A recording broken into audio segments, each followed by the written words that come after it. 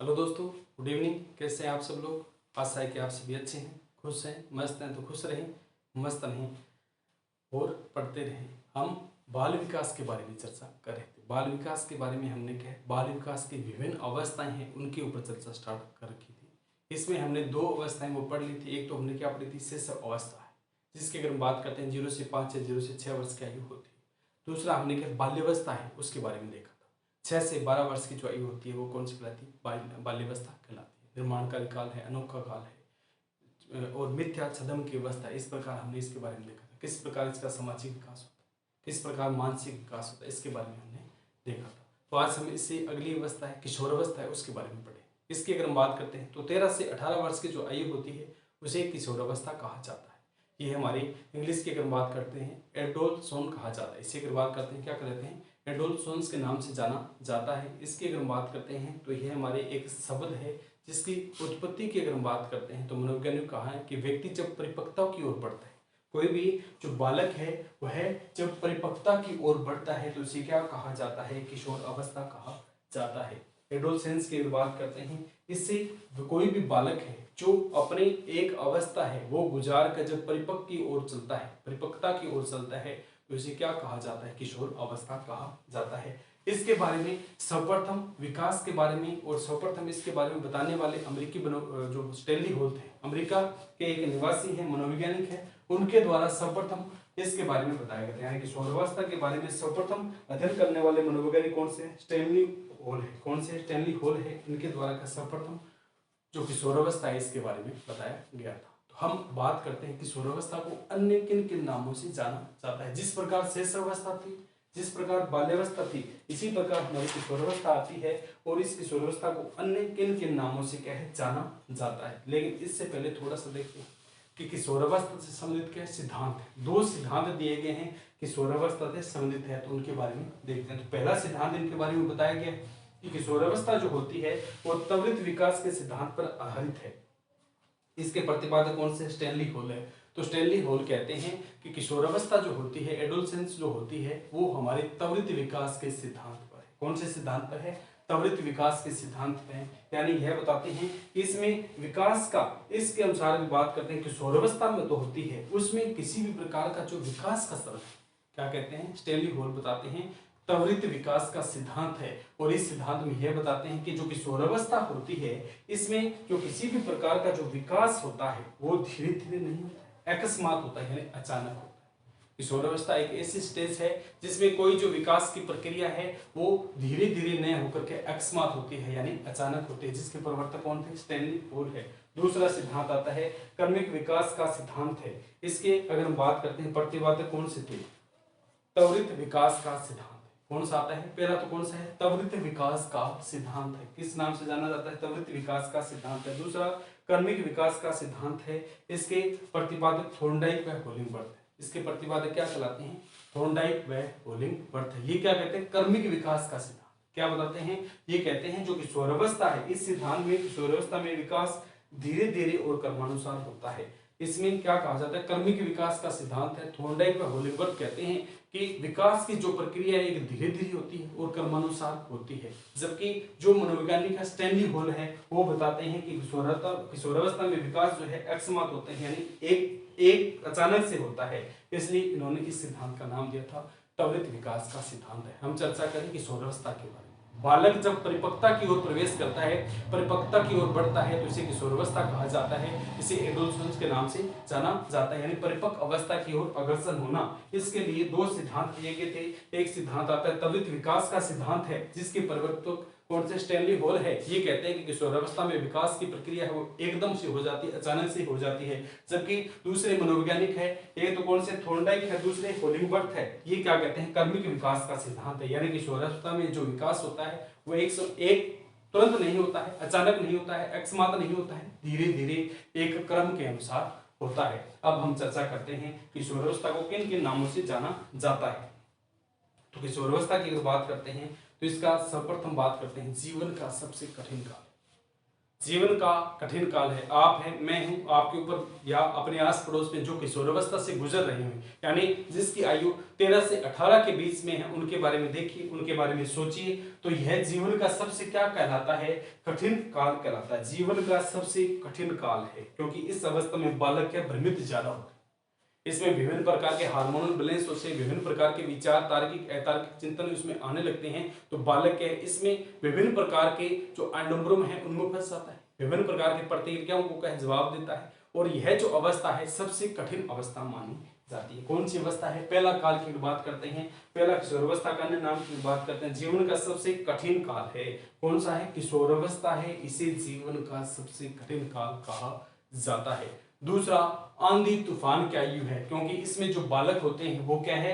हमेशा क्या है? गुस्से में रहते हैं, तत्पर रहते हैं, किसी भी कार्य को कर जाएंगे। तो आंधी तूफान की अवस्था है, कुछ भी एक बार कह दिया तो बालक लड़ने झगड़ने के लिए तैयार है।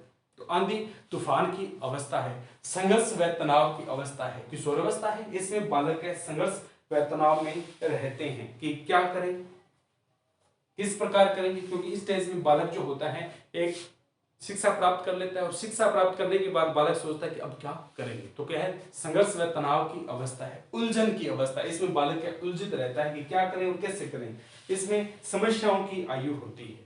किशोरावस्था किस प्रकार की होती है? समस्याओं की आयु होती है, यानी बार बार समस्या आती है, किसी मित्र मंडली को लेकर है, किसी परिवार प्रवेश को लेकर है। झंझावट की आयु है, इसमें बालक का चिड़चिड़ापन दिखाता है, उसी बात बात पर क्या गुस्सा आना स्टार्ट हो जाता है। तो पहला कौन सा था? जीवन का सबसे कठिन काल कौन सा कहलाता है? किशोरावस्था है। आंधी तूफान की अवस्था है, तनाव संघर्ष की अवस्था है, उलझन की अवस्था है, समस्याओं की अवस्था है, झंझावट की अवस्था है। कौन सी है? किशोर अवस्था है। और हम इनको किस किस नाम से जानते हैं और देखते हैं। इसमें अगर हम बात करते हैं कि द्रुत व तीव्र विकास की अवस्था है। जिस प्रकार शिशुअवस्था में विकास तीव्र गति से हुआ था, इसी प्रकार जो अपनी किशोर अवस्था है इसमें भी विकास क्या है? द्रुत व तीव्र गति से होता है। इसमें तार्किक और अतार्किक दोनों प्रकार का चिंतन होता है, यानी तार्किक अतार्किक चिंतन की अवस्था है। और ये क्या कहलाता है? सवर्ण काल है। कौन सा कहलाता है? सवर्ण काल, गोल्डन एज है।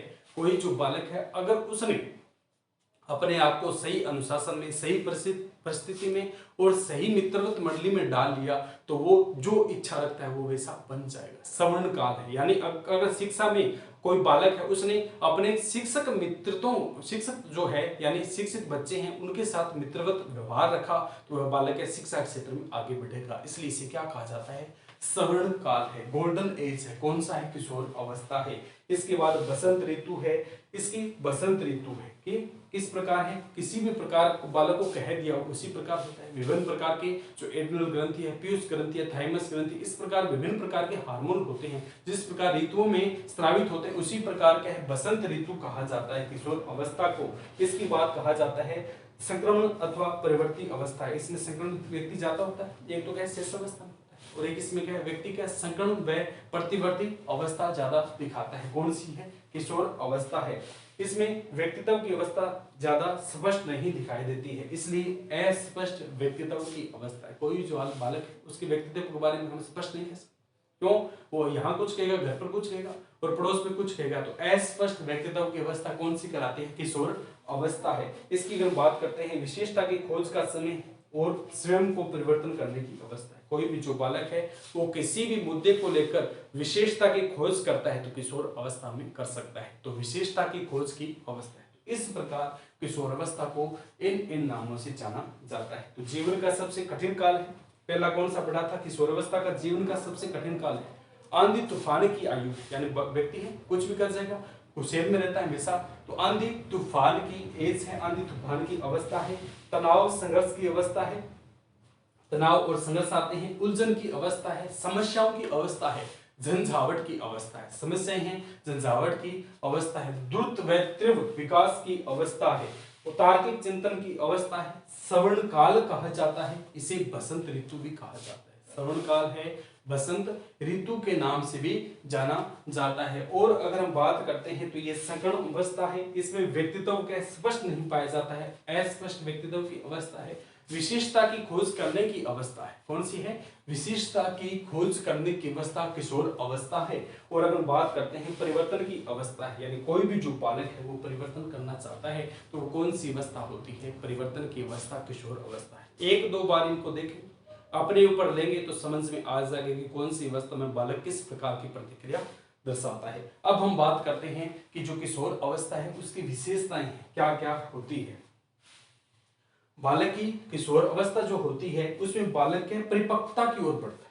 परिपक्वता के उसमें विभिन्न प्रकार के एस्ट्रोजन है, विभिन्न प्रकार के हार्मोन्स, अंतस्त्रावी ग्रंथियां है, ग्लैंड्स ग्रंथियां हैं और विभिन्न प्रकार की जो प्रक्रिया है वो शामिल होती है। तो हम इसकी विशेषताओं के बारे में चर्चा करेंगे। कौन सी है? किशोर अवस्था है, उसके कार्य है, विकास के कार्य और उनकी विशेषताएं हैं।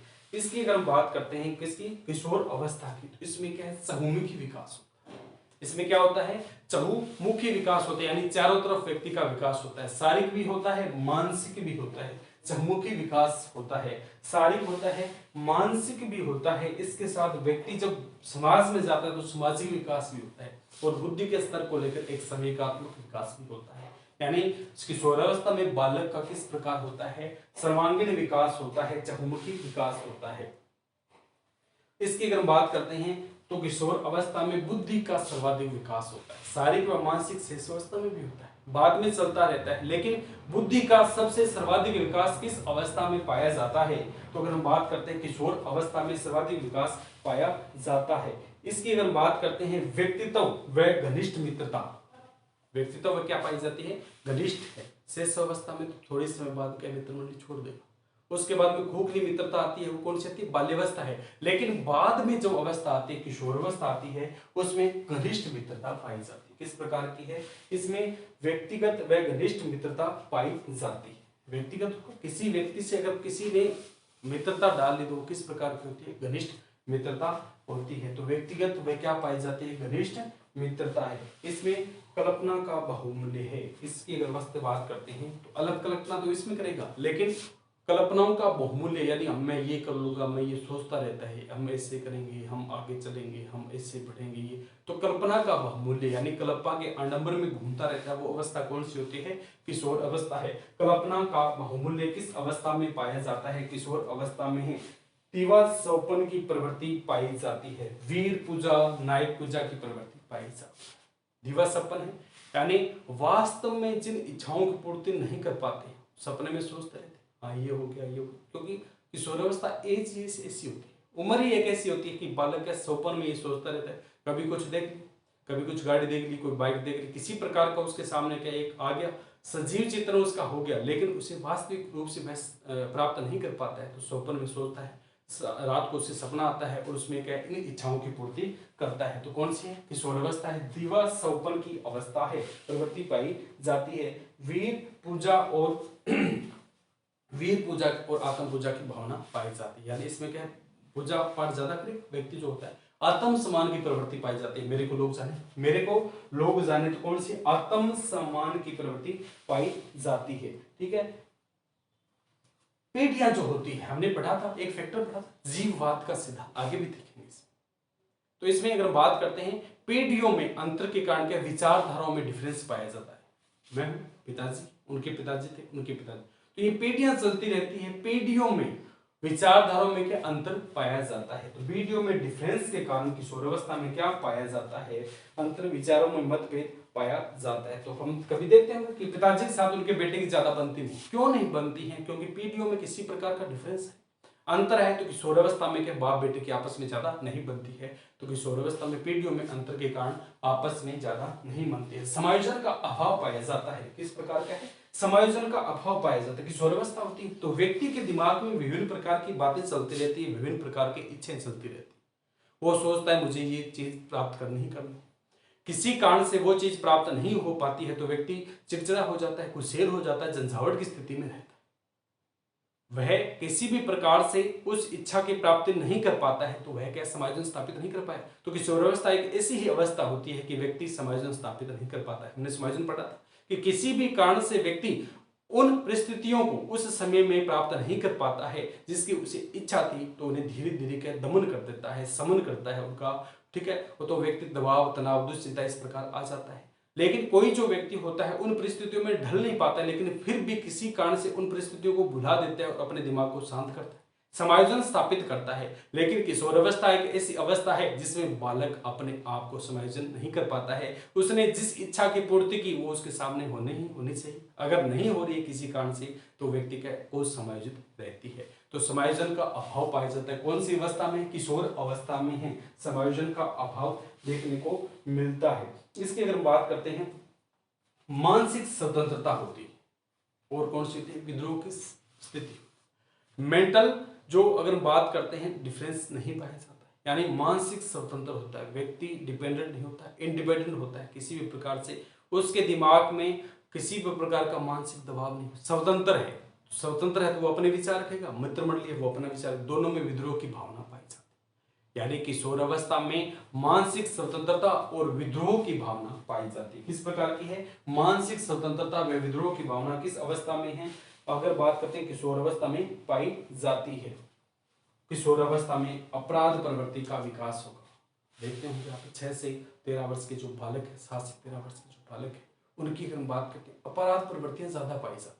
किसी ने कुछ कह दिया तो तुरंत प्रभाव से लड़ाई करना स्टार्ट कर देते, उसे कुछ कहना, कुछ बोलना स्टार्ट कर देते हैं। क्यों? उनमें समायोजन नहीं पाया जाता है तो उनमें अपराध की प्रवृत्ति पाई जाती है। यदि उनके अनुरूप कार्य नहीं होता है तो किशोरावस्था में कौन सी प्रवृत्ति पाई जाती है? अपराध भावना की प्रवृत्ति पाई जाती है। इसकी अगर बात करते हैं, स्वतंत्र शोध का विकास, यानी व्यक्ति स्वतंत्र हो, खुले माइंड से सोचने वाला हो, अगर अच्छी तरीके से सोचेगा तो वो क्या विकास कर लेगा खुद का। अगर किसी भी गलत संगति में फंस जाता है तो वो व्यक्ति का को समायोजित हो जाएगा, यानी स्वतंत्र विकास की भावना जो है वो पाई जाती है। और अगर बात करते हैं जो किशोरावस्था है, इसमें ईश्वर में विश्वास व अविश्वास की भावना पाई जाती है। खुद के ऊपर देखिए कोई रिजल्ट आने वाला है किसी प्रकार का है। जब हम शेष अवस्था में तो भगवान को नहीं मानते, बाल्यावस्था में तो भी क्या ज्यादा अपने को नहीं था, माता पिता है पैसे देंगे ये करेंगे।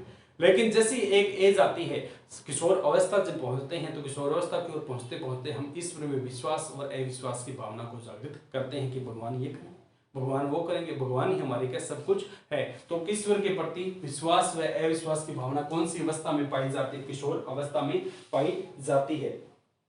इस अवस्था में कौन सी? किशोर अवस्था में समाज सेवा व देशभक्ति की भावना पाई जाती है। शेष अवस्था में थोड़ी सोचेंगे समाज सेवा करेंगे, देश के हित के बारे में काम करेंगे, सोच नहीं होती, न बाल्यावस्था में इतनी होती। लेकिन जैसे किशोरावस्था की ओर अग्रसर होते हैं तो हमारी समाज के सेवा करने की इच्छा जागृत होती है और देश हित में कार्य करने की, देशभक्ति की भावना है वो जागृत होती है। देश हित, देशभक्ति की भावना समाज सेवा कौन सी अवस्था में होती है? इसकी अगर हम बात करते हैं तो ये हमारी किशोरावस्था में होती है। इसके बाद अगर हम बात करते हैं नेतृत्व का विकास, कोई भी मंडली है, कोई पंडाल है, कोई किसी प्रकार की व्यवस्था है तो हम कहेंगे हम इसका नेतृत्व करेंगे, यानी मेरे पीछे 20 आदमी हो जो, मैं इस संपूर्ण 20 आदमियों की जो व्याख्या है, जिस प्रकार उन्हें काम करवाना मैं वैसा काम करूंगा। तो नेतृत्व की भावना कौन सी अवस्था में पाई जाती है?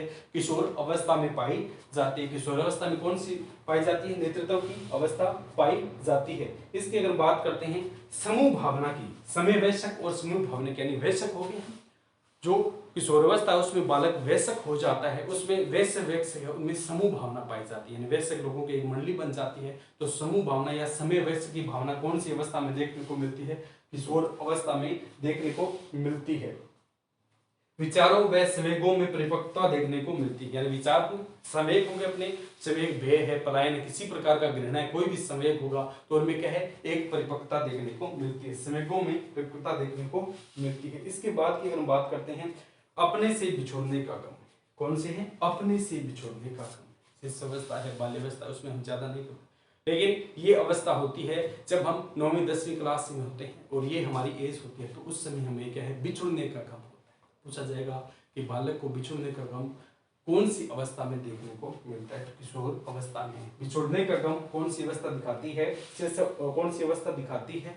अपने किशोर अवस्था है। शेष अवस्था में माँ से बिछुड़ने का गम होता है, लेकिन किशोर अवस्था में क्या है? अपनों से बिछुड़ने का गम होता है। और किशोर अवस्था में व्यक्ति का सब पहचान के बारे में सोचता है, यानी मेरी कुछ न कुछ पहचान बने उसके बारे में सोचता है। कोई मैं हूं, आप हो, तो सोचते हैं कि लोग मुझे जाने। तो सम पहचान की भावना कौन सी अवस्था में आती है? किशोर अवस्था में आती है। कौन सी? सब पहचान की बात किस में आती है? इसमें कौन सी में आती है? सब पहचान की बात है वो कौन सी अवस्था में देखने को मिलती है? किशोर अवस्था में देखने को मिलती है। आत्म चेतना की अवस्था, यानी अपने बारे की बात करता है, आत्म चेतना की भावना आती है, आत्म संपर्क की भावना जो आती है वो कौन सी अवस्था में आती है, वो अपनी किशोर अवस्था में है। अपनी आत्मा से चिंतन करेंगे, आत्म चेतना, आत्म समूह की जो भावना है वो अपने आप में सोचने कौन सी अवस्था में आती है, किशोर अवस्था में है। अमूर्त विचारों के बारे में सोचने की अवस्था है।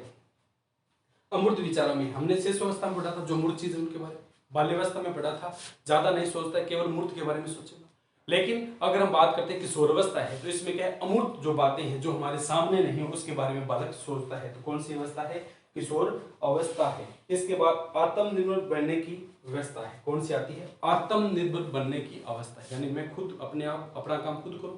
आत्मनिर्भर बनने की व्यवस्था कौन सी कहलाती है, किशोर अवस्था है। व्यवसाय चुनने की अवस्था है, वो कौन सी आती है, किशोर अवस्था है। व्यवसाय चुनाव की अवस्था कौन सी आती है, किशोर अवस्था है। इसके बाद काम प्रवृत्ति की भावना पाई जाती है, किसी भी बात को लेकर कोई भी होती है, काम प्रवृत्ति के बारे में चर्चा करेंगे। तो काम प्रवृत्ति की भावना किस अवस्था में पाई जाती है, किशोर अवस्था में है। इसमें आत्म प्रेम है, यानी कोई व्यक्ति वो अपने आप से प्रेम कर सकता है, समलिंगीय प्रेम से समलिंगीय प्रेम कर सकते हैं। और दूसरी अगर हम बात करते हैं तो इसके साथ कौन सा आता है, विषमलिंगीय प्रेम आता है, यानी काम प्रवृत्ति किस अवस्था में जागृत होती है। तो ये अपनी कौन सी आती है, किशोर अवस्था में देखने को मिलती है। काम प्रवृत्ति कौन सी है, किशोर अवस्था है। इसके बाद अगर बात करते हैं आत्म निर्भरता बनाम निर्भरता है, यानी मैं अपने आप निर्भर हूं या दूसरे पर निर्भर हूं, इसके बारे में अंतर करना कौन सी अवस्था में बालक सीखता है, वो किशोर अवस्था में है। आत्मनिर्भरता बनाम निर्भरता किस अवस्था को कहा जाता है, किशोर अवस्था को कहा जाता है। आदर्शवादी बनाम यथार्थवादी है, यानी मैं आदर्शवादी सिद्धांत आ जाएंगे एक उम्र के बाद, वो यथार्थवादी यानी वास्तविक इच्छा, यही किस अवस्था को कहा जाता है। आदर्शवादी या यथार्थवादी अवस्था किस अवस्था को कहा जाता है, ये हमारी किशोर अवस्था को कहा जाता है। इसके बाद में क्या है, अध्ययन के प्रति गंभीर है। तो किशोर अवस्था आते आते कोई भी बालक वो देखिएगा अपने अध्ययन के प्रति गंभीर हो जाते हैं। पहले तो उनके चांटा लगाकर फटकार के किसी प्रकार पढ़ाया जाता है, लेकिन एक किशोर अवस्था जब आ जाती है तो बालक अपनी स्टडी के प्रति गंभीर हो जाता है, अपने आप पढ़ना स्टार्ट कर देता है। समस्यात्मक कारक बालक है, इसमें क्या है, बालकों के विभिन्न प्रकार की समस्याएं आती है, समस्या आती है क्योंकि किशोर अवस्था में प्रवेश करके तो किसी भी प्रकार से समस्याएं आती रहती है। तो समस्या पर बालक कौन सी अवस्था को कहा जाता है, किशोर अवस्था को है। इस अवस्था में बालक विपरीत लिंग की ओर आकर्षण करते हैं, लड़के लड़कियां हैं, लड़की लड़कियां हैं। तो इसमें क्या है, विपरीत लिंग की ओर के आकर्षण होने वाली अवस्था कौन सी कहलाती है, किशोर अवस्था है। विपरीत लिंगीय अवस्था किशोर अवस्था है। जीवन साथी के चुनाव के समस्या कौन सी अवस्था कहलाती है, किशोर अवस्था। किशोर अवस्था में क्या बालक सोचने लगता है कि मेरा जीवन साथी ऐसा चाहिए, मेरा जीवन साथी, ये उम्र ऐसी होती है कि बालक कक्षा में या कहीं होते हैं तो उनके मन में विचार आता है कि हमारा जो जीवन साथी इस प्रकार होना चाहिए। तो जीवन साथी के चुनाव की समस्या होती है।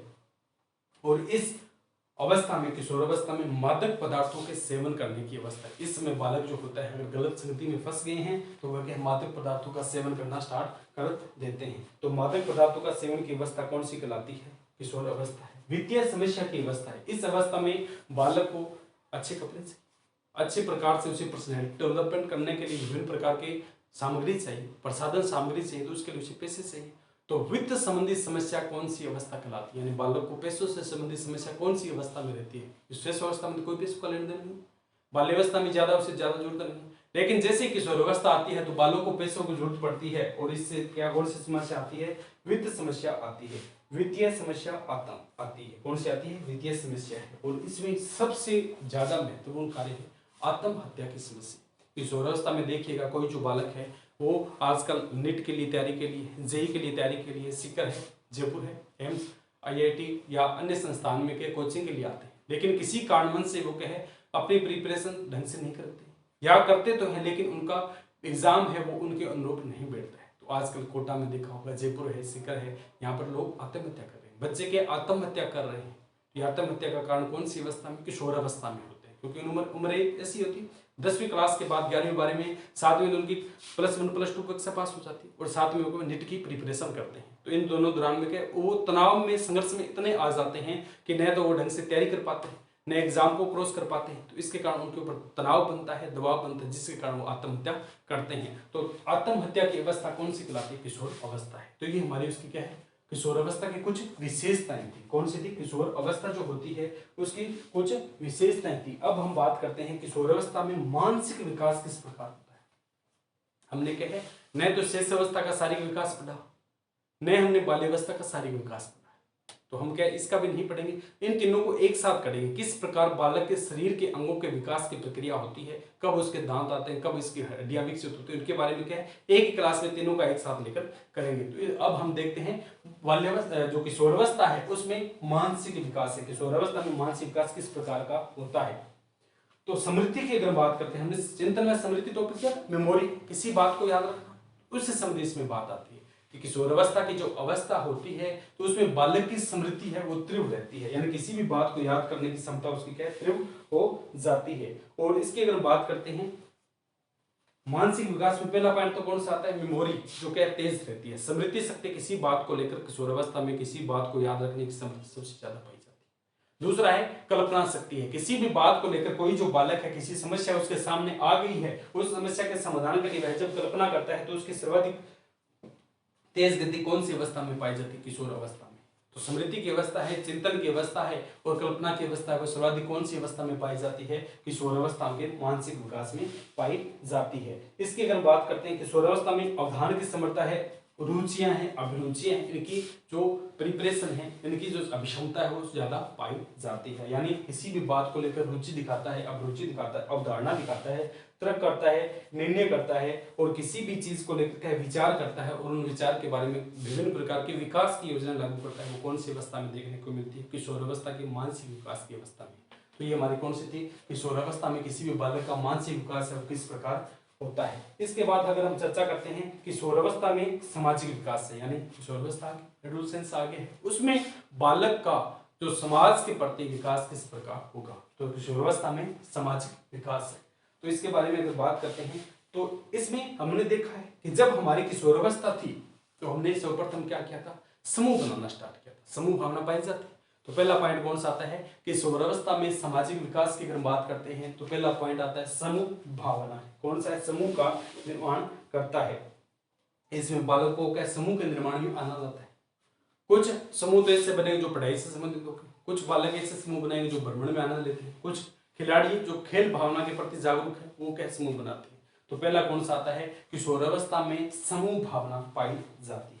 दूसरा आता है गुणों का विकास होता है, ठीक है, तो गुणों का विकास होता है, जिससे समूह बनाएंगे, समूह के साथ के कुछ बालक के गुण होंगे, कुछ बालक अवगुण, उनमें आपस में क्या है इंटरलेट होता है, यानी गुण अवगुण इंटरलेट होते हैं, एक्सचेंज होते हैं, जिसके कारण के गुणों का विकास होता है। इसमें क्या किशोरावस्था में बालक के ऊपर क्या है दबाव, विकास में क्या है दबाव होता है। माता पिता है, माता पिता के समाज के लोग, सामाजिक विकास के बारे में चर्चा करें किशोरावस्था में। बालकों के माता पिता जो होते हैं बालकों के ऊपर दबाव बनाते हैं, क्यों, समाज के कहेंगे उनके बेटे नहीं है पास, उनके बेटे कितने परसेंट है, तेरे कितने हैं, तो पढ़ता नहीं है, उनका बेटा तो 7-7 घंटे पढ़ता है, उनका बेटा 12 घंटे पढ़ता है, उनका बेटा 17 घंटे पढ़ता है, तू तो केवल 2 घंटे पढ़ता है, तू किताब के हाथ नहीं लगाता। इस प्रकार जो क्या है बालकों के ऊपर क्या है दबाव बनाया जाता है। सामाजिक की अगर बात करते हैं तो माता पिता के द्वारा इस प्रकार के है दबाव व संघर्ष बनाया जाता है। और इसकी अगर बात करते हैं भावी जो भविष्य है उसकी चिंता, किशोरावस्था की अगर बात करते हैं, सामाजिक की बात करते हैं, सामाजिक भावना की अगर बात करते हैं तो इसमें भावी जीवन की चिंता होती है। तो इसमें अगर बात करते हैं तो बालक है वो चिंता में रहते हैं कि अगर सही से नहीं पढ़े, सही से कोई नौकरी नहीं लगी तो कैसे शादी हो, कैसे हम अपना भविष्य चलाएंगे, किस प्रकार हम कार्य करेंगे, कौन सी योजना अपनाएंगे, तो उन्हें क्या भावी जीवन के बारे में क्या चिंता सताती रहती है। यानी देखते हैं कि उसने ये पढ़ लिया, उसने ये पढ़ लिया, उसने ये परीक्षा प्राप्त कर ली, दूसरे व्यक्ति को देखते हैं, समाज के लोगों के द्वारा देखा जाता है कि वो मेरे साथ, वो तो सर्विस में लगा, मैं नहीं लगा, मैं रह गया, मेरे से छोटी उम्र का था, वो आज 1 लाख 1.5 लाख रुपए ले रहा है, ठीक है, मेरे को आज 1 रुपए की इनकम नहीं है। तो इस प्रकार जब दूसरे की भावनाओं को देखते हैं तो व्यक्ति के चिंता का शिकार हो जाता है। तो भविष्य की चिंता कौन सी में आती है, अगर किशोरावस्था की बात करते हैं उसके सामाजिक विकास में देखने को मिलती है। समूह भक्ति की भावना देखने को मिलती है, जो बालक है वो सर्विस में है या बिना सर्विस में है तो उनमें क्या समाज के लोगों के साथ एक समूह बनता है, उस समूह की भावना को क्या है एक साथ लेकर चलते हैं, वो क्या आगे बढ़ते हैं। तो ये हमारी कौन सी थी, किशोर अवस्था थी। कौन सी अवस्था है, किशोर अवस्था है, जिसके बारे में हमने क्या लगभग पूरा है वो किया है। इसमें एक संवेगात्मक और एक पॉइंट आता है शारीरिक है, यानी इसमें शरीर का विकास किस प्रकार होता है। तो शेष अवस्था, बाल्यावस्था और किशोरावस्था, इनके तीनों का जो शारीरिक विकास है वो एक साथ देखेंगे, एक साथ इनमें पढ़ेंगे। थोड़ा सा क्या इनके बारे में एक बार और देख लेते हैं। किशोरावस्था की बात करते हैं। जीवन का सबसे कठिन काल, जीवन का सबसे कठिन काल कौन सा कहलाता है? किशोर अवस्था है। दूसरी अगर बात करते हैं, आंधी तूफान की अवस्था है, तनाव संघर्ष की अवस्था है, उलझन की अवस्था है, समस्याओं में रहने की अवस्था है, झंझावट की अवस्था है। संघर्ष में रहता है बालक, समस्याओं में रहता है। और इसके अगर बात करते हैं, झंझावट की अवस्था है, द्रुत व्यक्तित्व विकास की अवस्था है, तार्किक चिंतन की अवस्था है, श्रवण काल कहलाता है, गोल्डन एज कहलाता है, बसंत ऋतु कहा जाता है। किस अवस्था को? किशोर अवस्था को बसंत ऋतु के नाम से जाना जाता है। इसके बाद सकर्म की अवस्था है, अस्पष्ट व्यक्तित्व की अवस्था है, विशिष्ट खोज की अवस्था है। कौन सा? कोई जो बालक है अगर उसने सही प्रकार से स्टडी की है, सही रैंक पर जा रहा है, तो वो क्या है? विशिष्ट किसी प्रकार की क्या खोज करने की अवस्था है, परिवर्तन की अवस्था है। कौन सी अवस्था है? किशोर अवस्था है। तो ये क्या है? कुछ इसके अन्य नाम। ये किशोर अवस्था कंप्लीट होता है। तो एक क्या है जो रह गया? शारीरिक विकास, उसके बारे में अगले सेशन में चर्चा करेंगे। फिर ये हमारे क्या है जो अवस्था है कंप्लीट होगी। इसमें फिर आते हैं इसके सिद्धांत आते हैं कि बाल विकास के सिद्धांत है, वो 1 या 2 क्लास में कंप्लीट हो जाएंगे। फिर ये हमारा बाल विकास टॉपिक है वो परिपूर्ण हो जाएगा। तो ओके दोस्तों, आज के लिए इतना ही। बाकी पॉइंट है वो अगले सेशन में चर्चा करेंगे। Thank you.